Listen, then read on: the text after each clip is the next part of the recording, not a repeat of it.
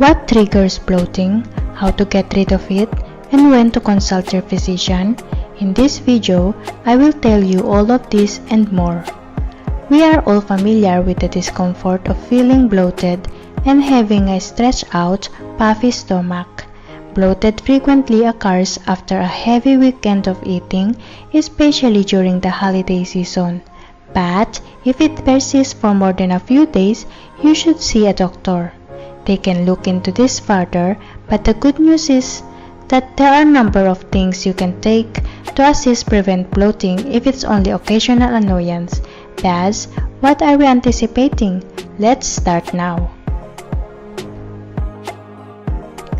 Therefore, bloating can be brought on by a variety of conditions, including celiac disease, irritable bowel syndrome, increased wind, food intolerance, constipation, and swallowing air. Let's examine each of these in turn and learn more about them. First things first, we have too much wind. We now know that some foods might make us feel bloated and make us feel windier. Beans, onions, sprouts, broccoli, cauliflower, and cabbage, for example, can all rise this. In order to maintain your daily requirements of 5 servings of fruits and vegetables, attempt to cook this down. I know it sounds funny, but it can really worsen bloating and incidentally swallowing air. Doesn't mean that doing this because nobody does that. We all swallow air, and this occurs most frequently when we are eating. Therefore, there are things you may do to lessen this. For example, don't talk when you are eating. Avoid fizzy drinks, sit up straight, and chew gum with your lips closed while doing it. But I'm sure you already do that. So now let's talk about food intolerance.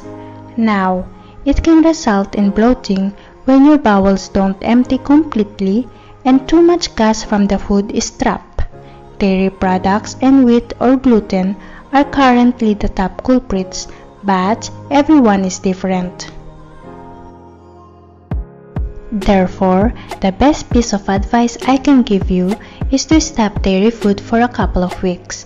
Try to find a correlation between whatever you eat and when your bloating is worse by noting it all down.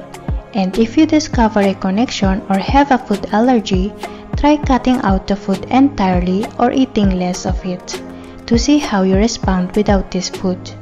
First, consult your doctor for advice, of course, and I wouldn't advise you to completely take out all this food group. Bloating can result from constipation. There are now plenty of things you may do to aid in its elimination. Simply increase your intake of water, fiber-rich foods, and physical activity. Bloating and celiac disease comes next. The inability of the gut to absorb gluten, which is present in wheat, barley, and rye, result in celiac disease, a common digestive illness.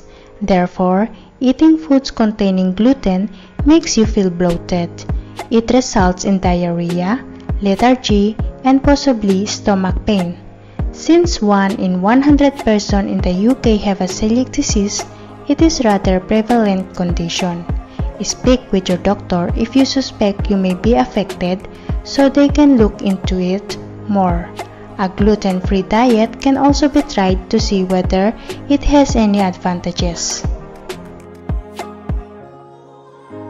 And lastly, irritable bowel syndrome.